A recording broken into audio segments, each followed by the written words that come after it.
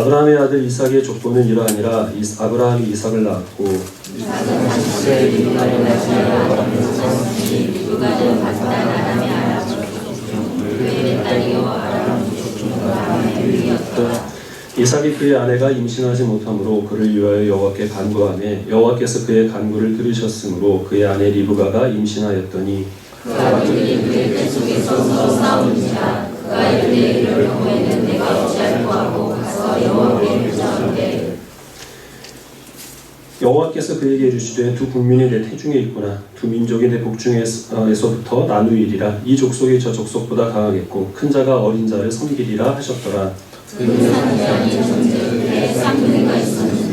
먼저 나온 자는 붉고 전신이 털옷 같아서 이름을 에서라 하였고 그에 나온 나무는 손으로 에서의 발꿈치를 잡았으므로 그 이름을 야곱이라 하였으며 리브가가 그들을 낳을 때에 이삭이 60세였더라.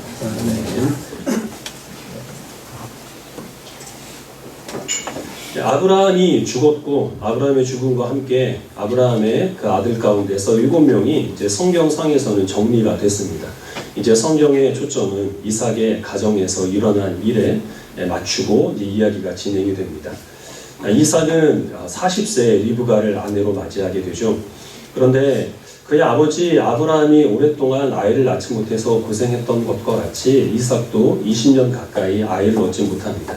그래서 이삭이 하나님께 아이를 달라고 간절히 기도를 하고 하나님께서는 이삭의 기도를 들으셔서 리브가가 쌍둥이를 잉태하게 하시죠. 이때가 이삭의 나이 60세가 되는 때입니다. 쌍둥이 아들을 잉태를 했는데 리브가는 자기 뱃속에서 이 두 아들이 서로 심하게 다투는 것을 느낍니다.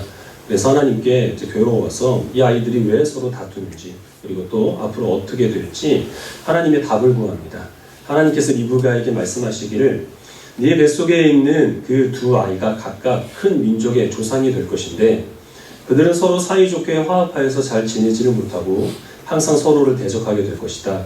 그리고 큰 자가 작은 자를 섬기게 될 것이다. 이렇게 말씀을 합니다. 큰 자가 작은 자를 섬기게 되리라 라는 말씀은 큰 아들이 작은 아들을 섬기는 자가 될 것이고 이것이 아브라함과 이삭에게 주신 그 약속을 그 유산으로 물려받는 것을 생각을 한다고 한다면 결국 그 약속의 상속자는 큰 아들이 아니라 작은 자가 될 것이라 하는 이제 그런 말씀이죠. 때가 되어서 아들을 낳았는데 첫째 아들은 몸이 붉고 또 어린아이에도 불구하고 온몸이 털로 덮여 있었습니다. 이름을 에서라고 짓는데요. 에서라는 말은 이제 거칠다는 의미가 있습니다. 두 번째 아들은 이름을 야곱이라고 지었는데 야곱이란 말은 발꿈치를 잡는 자 이런 의미가 있습니다. 이 둘째가 태어날 때부터 그 고사리 같은 손으로 자기 형의 발꿈치를 붙잡고 나왔기 때문이죠. 그래서 결국 그 리브가의 뱃속에서 이 아이들이 싸웠던 것은 누가 먼저 나올 것인가, 누가 큰 아들이 될 것인가 이것에 대한 싸움이었고 그 싸움에서 에서가 야곱을 이기고 승리한 겁니다. 그런데 그 야곱은 자기의 패배를 받아들이지 못하고 끝까지 그 형보다 먼저 나오려고 형의 발꿈치를 붙잡고 나왔다는 것이죠. 아브라함의 집안의 역사는 곧 하나님의 선택의 역사라는 말씀을 드렸죠. 많은 사람 가운데서 하나님의 나라를 이룰 약속의 조상으로 하나님께서 아브라함을 선택을 하셨고 그 아브라함의 8아들 가운데서 하나님께서는 다른 7은 버리시고 이삭만을 하나님의 약속을 이룬 상속자로 선택하셨습니다. 그러면 이제 그 이삭의 쌍둥이 아들 가운데서 누가 하나님의 약속의 상속자가 될 것인가? 이것은 굉장히 까다로운데요. 그 이전에 이삭의 경우에는 이삭만 오직 사라에게서만 얻은 아들이라고 하는 그의 구별됨이 있었죠. 그런데 이 야곱과 에서는 전혀 구별됨이 없습니다. 같은 어머니에게서 같은 날 태어난 쌍둥이이기 때문이죠.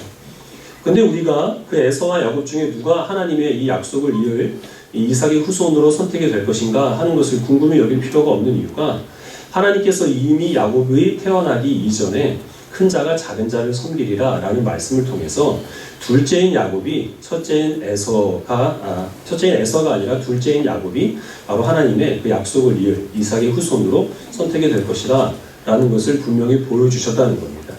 그럼 우리가 만약에 야곱이라고 한다면 내가 하나님의 그 약속을 이을 이삭의 그 상속자가 되고 싶은 마음이 있고 그리고 어머니가 나를 편애를 하는데 어머니도 내가 그 이삭의 약속을 이을 상속자가 되기를 원하는 마음이 있다고 하는 거죠. 그리고 어머니에게 내가 잉태되었을 때 하나님께서 허락하신 이 말씀을 또한 전에 들었다고 칩시다. 그러면 내가 그 이삭의 약속을 이룰 후손이 되기 위해서 무슨 일을 할 수 있겠습니까? 할 수 있는 일은 아무것도 없습니다. 그냥 가만히 기다리고 있으면 하나님께서 이 약속에 따라 나를 이삭의 그 약속을 상속받을 상속자로 선택을 해 주시겠죠.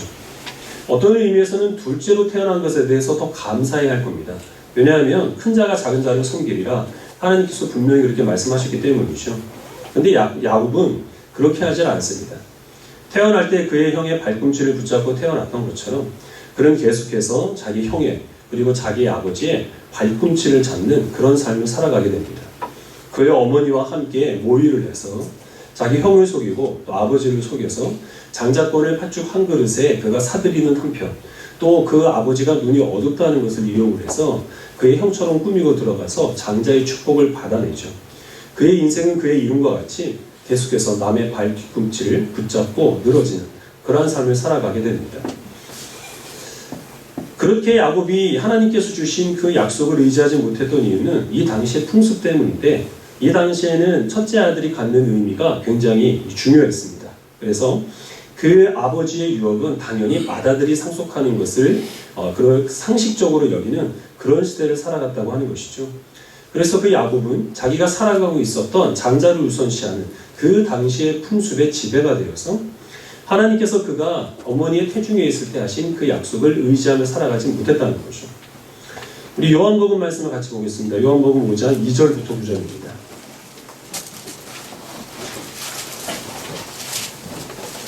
9절 중간부가 둘로 나눠져 있는데요. 상반절까지만 읽겠습니다.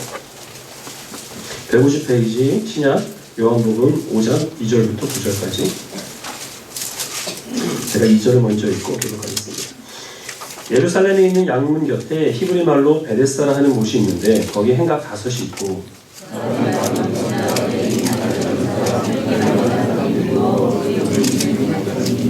이는 천사가 가끔 못에 내려와 물을 움직이게 하는데 움직인 후에 먼저 들어가는 자는 어떤 병에 걸렸든지 낫게 되미로라. 예수께서 그 누운 것을 보시고 병이 벌써 오랜 줄을 아시고 이르시되 내가 낫고자 하느냐.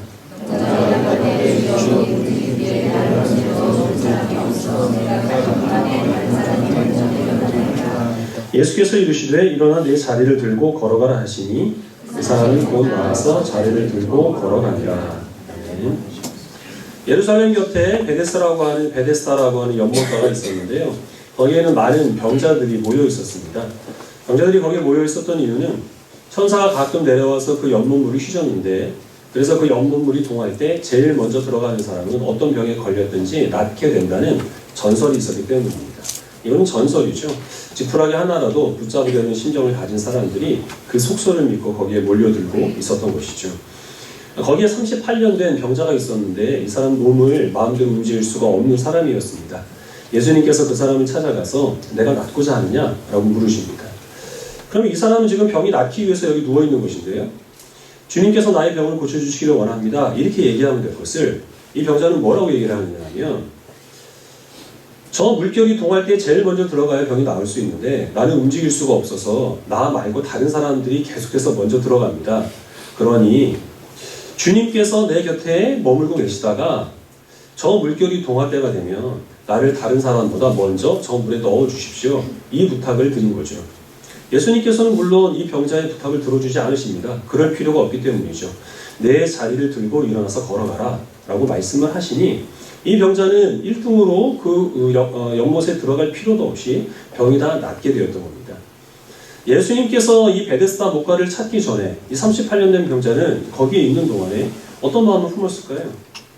내가 먼저 저기 들어가야 되는데 물결이 혹시라도 바람이 불어서 동할 때마다 다른 사람들이 앞으로 들어간다는 거죠. 그 모습을 보면서 내가 이렇게 불편한 몸으로 살아가는 것은 나보다 먼저 앞서 저 연못에 들어가는 저 사람들 때문일 것이라는 그런 불평의 마음을 가졌을 것이고 거기서 자기와 똑같은 처지에서 누워있는 사람들을 보면서 그들을 보고 불쌍히 여기거나 동질감을 갖기보다 저 사람들은 내가 싸워서 이겨야 될 경쟁자로 여겼을 겁니다. 그리고 거기에서 제일 먼저 들어갔다고 하더라도 허탕을 치고 자기만 젖어서 나오는 사람들을 보면 안도했겠죠. 이제는 나에게도 기회가 돌아오겠지. 그런 마음을 가지고 그러다가 예수님께서 그의 곁에 왔는데 그는 1등만이 살아남는 이 베데스다 연못의 그 원리에 심취해 있었기 때문에 주님을 바로 알아보지 못합니다. 말씀 한마디로 자기의 모든 병을 고칠 수 있는 그 예수 그리스도께서 옆에 왔음에도 불구하고 그가 구하는 것은 무엇이냐면 나를 1등으로 연못에 넣어주십시오. 이거를 구한다고 하는 것이죠. 이 병자가 나은 후에 예수님께서 나중에 이 병자를 다시 한번 만나십니다. 그리고 그때 말씀하시기를 너는 다시는 죄를 범하지 말라. 근데 이 병자가 무슨 죄를 범했는지 성경에 뚜렷하게 나와 있지 않은데요. 유력한 해설 가운데 하나는 이 병자가 예수님을 만나기 전에 품었던 그 마음, 자기와 똑같은 그런 처지에서 누워있는 병자들을 보면서 그들을 싸워서 이겨야 될 경쟁자로 여기는 것. 내가 이렇게 되는 것은 나를 하나님께서 돕지 않으시고 나를 도와주지 않는 다른 사람 탓으로 여기는 그런 원망의 마음. 주님을 보고서도 생명의 주가 되시는 그 주님께 기껏 부탁하는 것이 나를 제일 먼저 이 연못에 넣어달라고 하는 그런 주님에 대한 이해가 온전치 못한 것. 그것이 바로 이 38년 된 병자를 억누르고 있었던 죄악이라고 그렇게 생각할 수 있는 것이죠. 혹시 여러분 이적이라고 하는 가수를 아십니까? 그 가수의 대표곡이 하늘을 달리다 라는 곡인데요. 지금 아내가 미국에 유학 중일 때 아내를 그리워하는 마음으로 쓴 노래라고 합니다. 가사를 제가 잠깐 불러드리겠는데 예배 시간이 아니면 제가 노래를 불러드릴 텐데 예배 중이기 때문에 가사를 그냥 제가 불러드리도록 하겠습니다. 한 가지 우려가 되는 것은 예배 후에 여러분들이 설교는 하나도 기억 못하시고 이 노래만 흥얼거리지 않을까. 이 멜로디가 좀 중독성이 있거든요. 그게 조금 걱정이 되긴 하지만 이런 가사입니다. 마른 하늘을 달려 나 그대에게 안길 수만 있으면 내 몸 부서진데도 좋아. 서로 너무 태양 가까이 날아 두 다리 모두 녹아내린다고 해도 내 맘 그대 마음속으로 영원토록 달려갈 거야. 이런 가사입니다. 이 노래는 그리스 신화 가운데 이카루스의 이야기를 소재로 하고 있습니다. 다이달로스라고 하는 건축가가 있는데요. 이 건축가가 크레타의 미노스 왕의 명을 받들어서 사람이 빠져나올 수 없는 미로로 된 왕궁을 만듭니다. 그런데 뭔가 그 미노스 왕에게 미움을 받아서 이 다이달로스가 자기 아들 이카루스와 함께 그 미궁에 갇혀버리게 되죠. 다이달로스는 새의 깃털을 모아가지고 그것을 밀랍으로 서로 연결해서 붙여서 날개를 만듭니다. 그리고 그 날개를 이용해서 자신과 자기의 아들 이카루스가 그 미궁에서 벗어나와 크레타 성을 빠져나오도록 탈출을 시도하죠. 그리고 성공을 합니다. 그래서 미궁에서 빠져나와서 크레타 성을 벗어나기 위해서 열심히 날갯짓을 하고 있는데 자기 아들 이카루스가 자꾸만 태양 가까이 가는 거예요. 그래서 이 아버지는 가까이 가면 안 된다. 그것은 밀랍으로 만든 것이기 때문에 태양 가까이 가게 되면 날개가 없어져 버리게 된다. 간곡하게 호소하고 경고했지만 이카루스는 아버지의 말을 듣지 않습니다. 자꾸 태양 가까이 날아올라서 결국에는 날개가 태양열에 다 녹아 없어지게 되었고 이 이카루스는 에게해 바다에 빠져서 결국 죽게 되죠. 이 이카루스의 신화는 지금까지 계속해서 사람들의 그 어리석음을 경고하는 교훈으로 사용되어 왔습니다. 어리석은 헛된 욕망을 품고 그것을 이루기 위하여서 열심히 매진하다가 결국 스스로 파멸되어 버리는 그런 무의미한 인생을 경고하기 위해서 만들어낸 이제 신화죠. 그런데 오늘날 사람들은 이 신화를 더 이상 그렇게 사람들의 어리석음을 교훈하기 위한 용도로 사용하지 않습니다. 멋진 인생이라는 겁니다. 정말 원대한 포부를 꿈고 그 꿈을 위하여서 앞만 보고 달려가다가 그것이 불가능한 목표라서 산산이 부서진다 하더라도 한번 살아가는 인생, 그렇게 살아가는 것이 정말 멋지지 않은가 이런 거죠. 하늘을 달리다라는 그 곡도 그 곡을 그렇게 해석을 해서 소재로 사용한 것인데요. 청년들하고 독서 모임 하다가 책 가운데서 이카루스 신화 얘기가 나와서 제가 한번 이 이야기를 곱씹어 보게 되었는데 참 잘 만들어진 이야기인 것 같아요. 상상력을 동원해서 만약에 이카루스가 혼자 탈출을 시도했다면 어땠을까요? 제 생각엔 아마 성공했을 것 같습니다. 문제는 둘이 같이 탈출했다는 거죠. 아버지가 만들어준 날개를 가지고 날개짓을 하는 것이 처음에는 어색했겠지만 내가 아버지만 잘 따라가야지 하고 열심히 따라갔을 겁니다. 익숙해지니까 이제는 내가 한번 아버지를 따라잡아볼까? 그런 생각을 가졌겠죠. 그리고서 또 열심히 날개짓을 하다 보니 아버지를 따라잡게 된 겁니다. 한 사람을 제치게 된 그 희열이 그의 마음을 지배하게 된 것이고 그래서 이제 그의 목적은 더 이상 빠르게 멀리 날아서 크레타 섬을 탈출하는 것이 아니게 되었다는 거죠. 자기 눈에 보이는 가장 높이 있는 저 태양을 내가 넘어서는 것, 그것이 이제는 목적이 되어서 날갯짓을 하다가 결국에는 파멸하게 되었다는 것입니다. 원래의 목적을 잊어버린 겁니다. 자기가 다른 사람들을 제끼고 그리고 또 앞서 나가는 그 희열, 그것에 사로잡히게 되어서 저 태양을 따라잡으려 하다가 결국에는 자기를 걱정해서 태양 가까이 가지 말라고 하는 그 아버지의 조언까지 잔소리로 여기게 된 것이고 결국 그는 파멸하게 되었다는 것이죠. 우리는 지금까지 창세기에서 그 이삭의 가정에서 일어날 일, 그리고 또 예수님의 시대에 베데스다 연못가에 일어났던 일, 그리고 이제 그리스 신화 가운데서 이카루스의 이야기를 살펴봤습니다. 각각 아무런 상관도 없어 보이고 특별히 우리가 살고 있는 이 시대에 지금 나와는 별 연관이 없어 보이는 그런 이야기들이지만 거기 나오는 등장인물들이 낯설게 여기지지 않는 이유는 바로 그들의 모습이 우리들의 모습이기 때문입니다. 우리는 태어나기 이전부터 이미 본능적으로 다른 사람들의 발꿈치를 잡아서라도 그를 넘어뜨려야 내가 성공할 수 있다는 이런 생각에 우리는 사로잡혀서 살아가게 됩니다.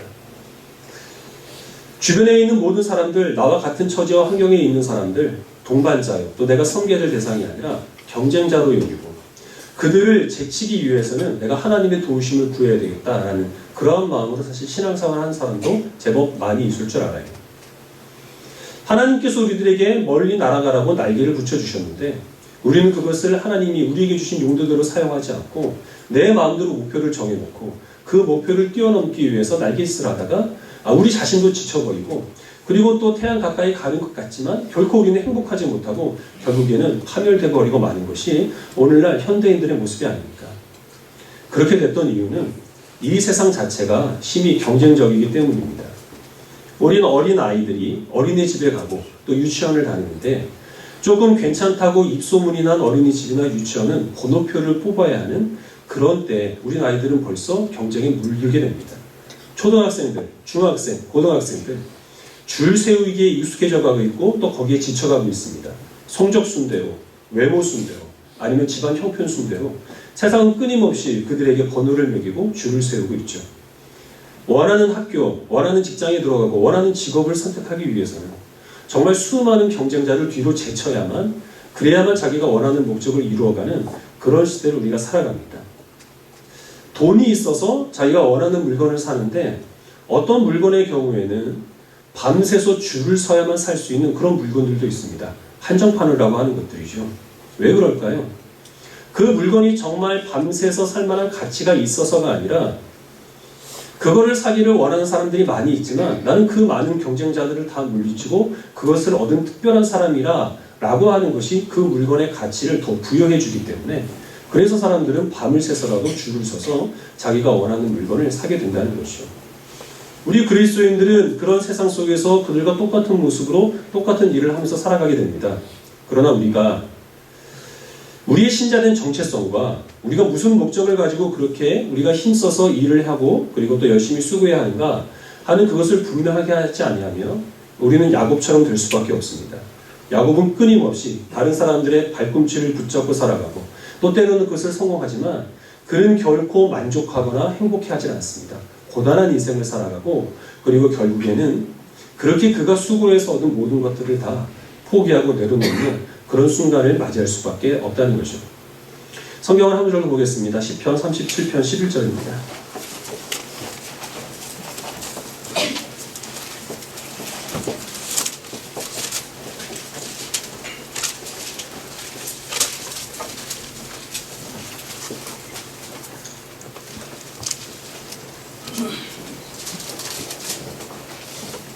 구약 828페이지 시편 37편 우리 11절 한 절 말씀을 같이 읽겠습니다. 시작. 그러나 온유한 자들은 땅을 차지하며 풍성한 화평으로 즐거워하리로다. 1절부터 읽었으면 좋았을 텐데 시간 관계상 11절만 읽었는데요. 11절에서 말씀하고 있는 온유한 자라는 이 사람은 하나님을 의지하는 사람입니다. 하나님을 신뢰하고 주의 뜻에 순종하기 위하여서 악한 꾀를 부리지 않는 사람, 또 하나님의 때를 기다리면서 인내할 줄 아는 사람, 이런 사람을 온유한 사람이라고 말씀하시고 하나님께서는 하나님 나라의 유업을 이 온유한 사람에게 물려주시겠다라고 말씀하십니다. 그리고 이 온유한 자는 그 하나님의 은혜 가운데서 풍성한 화평을 누리게 될 것이라 라고 그렇게 말씀을 합니다.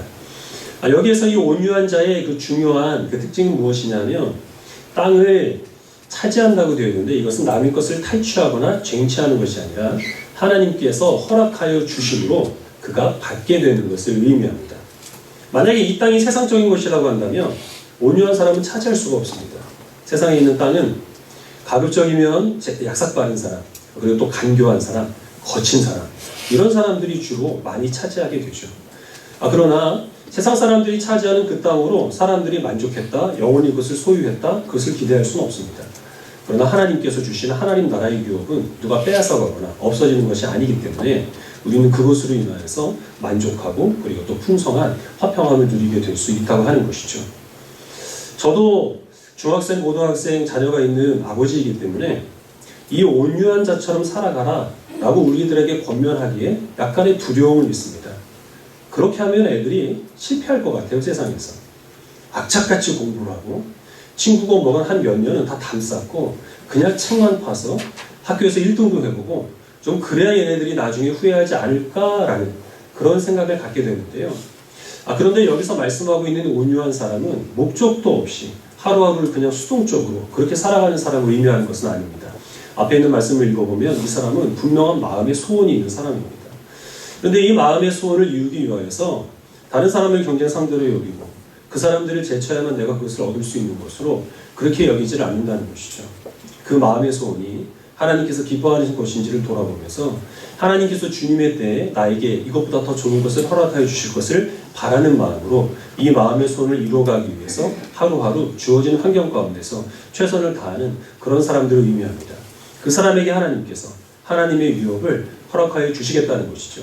야곱이 태어나기 전에 하나님께서 그를 선택하여 주신 것과 같이 베데스다 연못가에 있는 그 병자가 내 병을 고쳐주십시오 라고 부탁하지 않았는데도 예수님에 의하여서 그 병이 나음을 입었던 바와 같이 온유한 자는 하나님께 하나님 나라의 유업을 선물로 주어지게 됩니다. 그리고 우리는 그 가운데서 화평을 누리게 된다는 것입니다. 교회의 예를 한번 들어보게 되면 교회의 존재 목적은 하나님께서 하늘에서 이루신 뜻을 이 땅 가운데 이루게 하시기 위해 하나님께서는 교회를 세우셨고 그리고 하나님께서는 하나님의 풍성한 뜻을 이루기 위하여서 다양한 형태의 많은 교회를 또한 이 땅 가운데 허락하여 주셨습니다. 그러나 교회의 존재 목적을 더 크게, 더 많이 여기에 둔 사람이 있습니다. 그렇게 된다면 그들의 기준에 의하면 우리 교회는 실패한 교회입니다. 수년째 제자리에 있으니까요. 근데 여러분 우리 교회를 실패한 교회로 여기신가요? 그렇지 않죠. 하나님께서 뜻하신 일들을 이루기 위해 주의 말씀 가운데 바로 서 있다고 한다면 규모가 오히려 줄어든다 해도 그것은 성공한 교회입니다. 여러분들이 그것을 알고 있기 때문에 그래서 여러분들은 많은 교회를 다 지금 지나쳐 와서 여기에서 예배를 드리고 있는 것이 아닌가요? 그렇다면 우리가 해야 될 일이 무엇이냐 하면 더도 말고 덜도 말고 교회처럼 살아가는 것입니다. 우리가 목적해야 할 것은 내 앞에 있는 사람을 앞질러가는 것이 아니죠. 우리의 목적지는 하나님입니다. 우리는 그리스도 예수의 장성한 분량에 이르기까지 성장하기 위하여서 지금 이 자리에 앉아있는 것이고 하나님을 닮아가게 하시기 위해서 하나님께서 우리를 그리스도인으로 불러주셨습니다. 내가 세운 그 목적을 이루기 위함이 아니라 하나님께서 나를 통해 이루신 일들을 감당케 하시기 위해 하나님께서는 오늘도 우리 안에서 우리와 동행하시면서 역사하고 계십니다. 우리가 살아가고 있는 현실이 지극히 경쟁적이어서 하나님께 가까이 가기 위해 우리는 어쩔 수 없이 다른 사람들과 앞다퉈서 등수를 다투게 되는 그런 날이 있을 수도 있지만 거기에 큰 의미를 부여하지는 말라는 것이죠. 혹시나 우리가 그렇게 사람들이 원하는 대로 다른 사람들을 앞질러서 가장 꼭대기에 섰다 하더라도 하나님께서 그 과정을 기뻐하지 아니하시면 그것은 그대로 곧 실패한 인생입니다. 우리가 만약에 그 과정에서 낙오가 되어서 다른 수많은 사람들이 우리를 짓밟고 앞서 나가는 것을 우리가 경험을 한다 하더라도 하나님께서 우리를 기뻐하신다고 한다면 우리는 그 자체로 성공한 인생이라고 하는 것을 우리는 잊지 말아야 합니다. 혹시 우리 각자의 삶이 지금 이 온유한 자에게 하나님께서 약속하신 이 화평함을 누리지 못하고 있다면 그 이유가 무엇인지 우리 스스로의 모습을 돌아보시길 바랍니다. 내가 행복해지기 위해서는 내 앞에 있는 사람의 발꿈치를 붙잡고 내가 그를 넘어서더라도 그가 갖고 있는 것을 내가 빼앗아서 그래서 내가 나의 소원을 이루어 가야만 그래야만 내가 행복해질 수 있다라는 그런 생각을 갖고 있다면 우리는 불행할 수밖에 없습니다. 열심히 수고하고 노력하여도 지칠 수밖에 없죠. 그리고 하나님께서 내게 멀리 날아가라고 그렇게 붙여주신 그 날개를 통하여서 하나님께서 의도하시는 그 뜻대로 우리가 살아가지 아니하고 내가 세운 그 목적을 위하여서 열심히 날깃해서 높이 올라가기만 힘쓴다고 한다면 태양까지 올라간다 하더라도 우리는 지칠 수밖에 없고 그리고 그것은 성공이 아니라 파멸이 될 수밖에 없다는 사실을 우리는 기억을 해야 할 줄 압니다. 많은 사람들이 그래서 자기가 원한 그 목적, 그 고지까지 올라간다 하더라도 그 과정에서 많이 지치고 있고 그리고 결국 원하는 것을 얻어도 결코 행복해하지 못하는 것이 오늘날 많은 사람들, 많은 교회가 하나님께서 주시는 이 화평한 은혜를 누리지 못하고 이카로스와 같이 살고 있기 때문은 아닌지 돌아볼 수 있는 시간이 되기를 바랍니다. 하나님이 여러분들을 어떤 은혜와 사랑으로 선택하여 주셨고 그 사랑으로 지금 우리의 삶을 풍성한 사랑으로 채우시는지를 확인하시기를 바라고 그 은혜 가운데서 하나님께서 우리에게 주신 일들을 저마다 내게 있는 그 상황에 충실하게 남보다 잘 되는 것, 남보다 앞서가는 것, 남부럽지 않게 살아가는 것, 지금보다 나은 환경이 되어야 만족하는 그것을 인생의 목적으로 삼지 않으시고 온유한 자가 되는 것을 인생의 목적으로 삼으시는 주님이 주시는 화평을 누리시는 주의 백성들이 다 되시기 바랍니다. 기도하겠습니다.